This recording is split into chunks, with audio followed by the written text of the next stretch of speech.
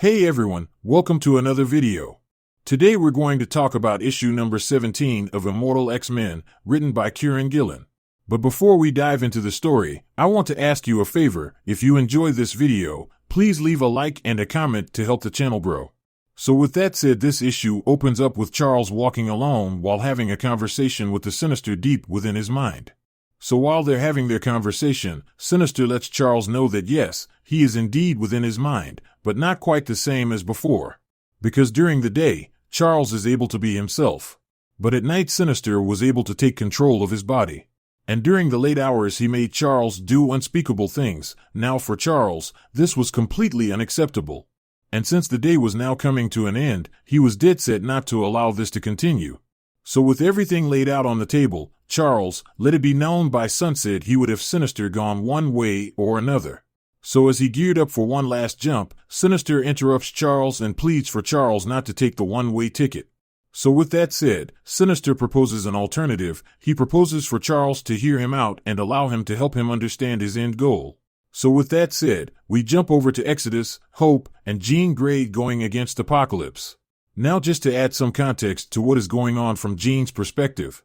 In her mini-series, Jean had accepted the Phoenix into her body, but just because the Phoenix is within her body doesn't mean she is ready to be brought back, because currently the Phoenix and Jean are in an incubator stage. And if you want to know more about that, you could check it out in the card above. But anyway, getting back to the story, we see Apocalypse and Exodus going back and forth, pound for pound. Until eventually, Exodus manifests a psychic blade and plunges it straight into Apocalypse's head. So just as Exodus believed that the battle was turning in his favor, Apocalypse immediately took hold of him and threatened to squeeze the life from his eyes. So with the situation growing ever tense, the Phoenix states that she was not going to sit back and just twiddle her thumbs while their friends are totally wiped from the face of this earth.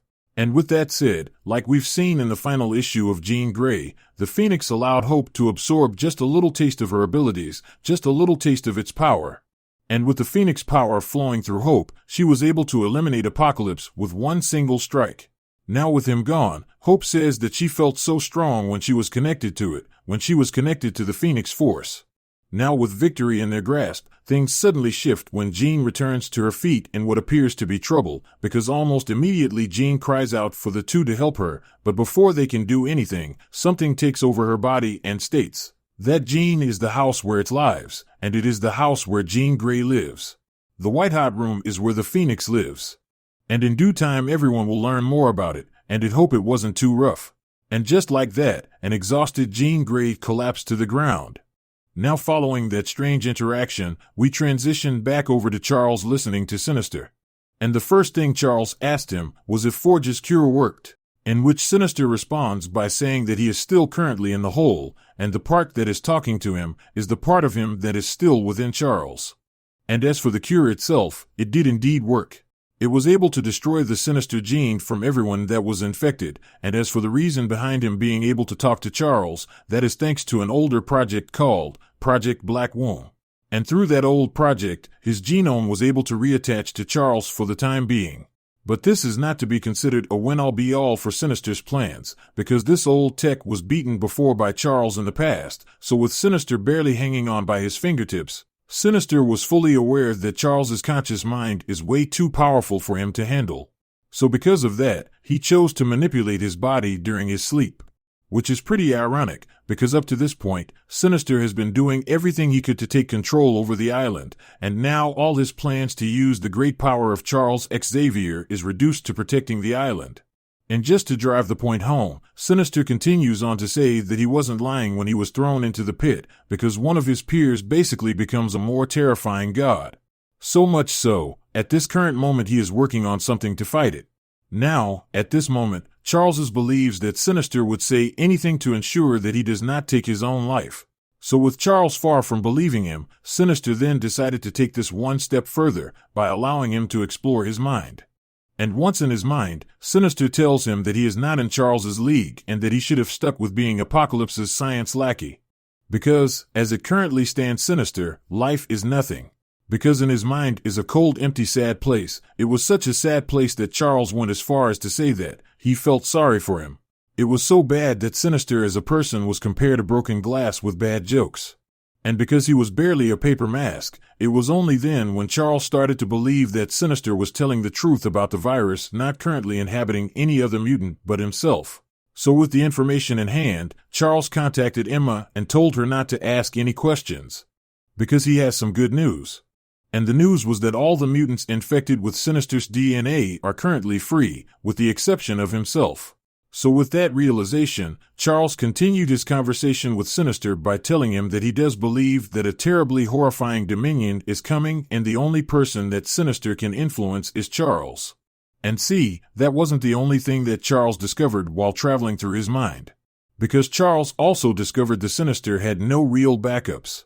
And because of that, he comes to the conclusion that he should trust the X-Men to fight this Dominion when the time comes. Because he truly believes the best thing for the world is for him to end his own life, to ensure that Sinister is gone forever.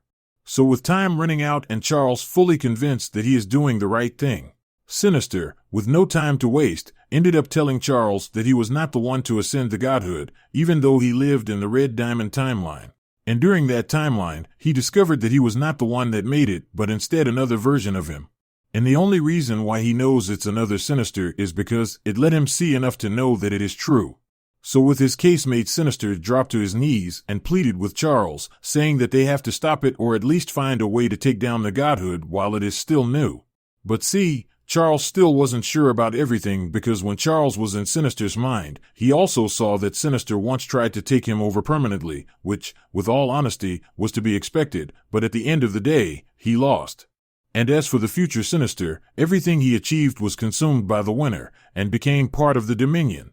Now at this moment he doesn't know which one did it, whether it was Stasis, or Oris, or whomever the third is, which on a side note is the mother. So if there is one thing Charles can trust, it is Sinister's spite for his peers.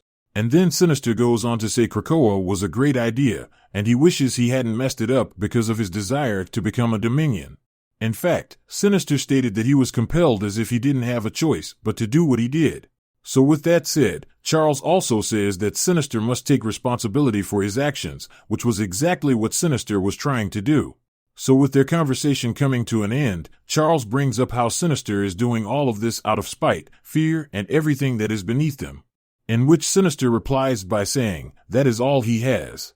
So following that, we jump over to Mother Righteous and Destiny.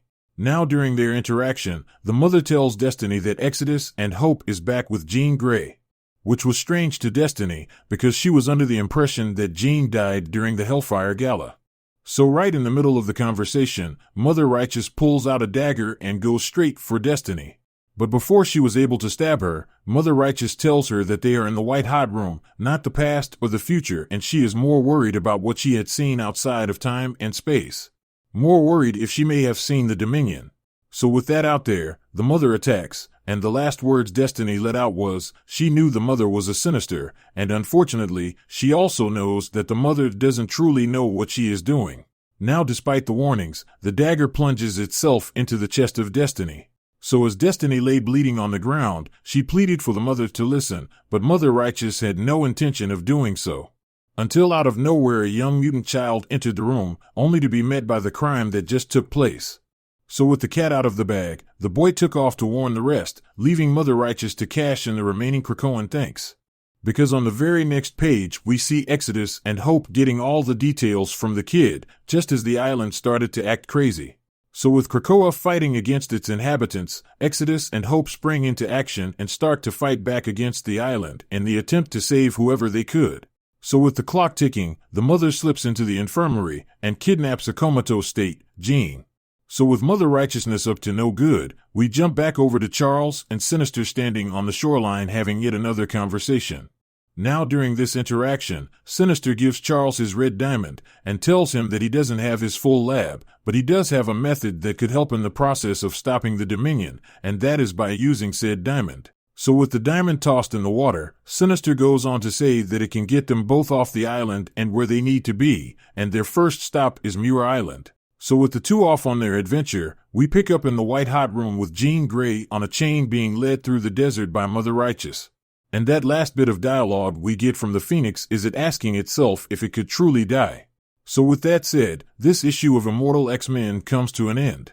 So with that established, I hope you enjoyed this video, and please don't forget to leave a like and a comment if you want to see more videos like this.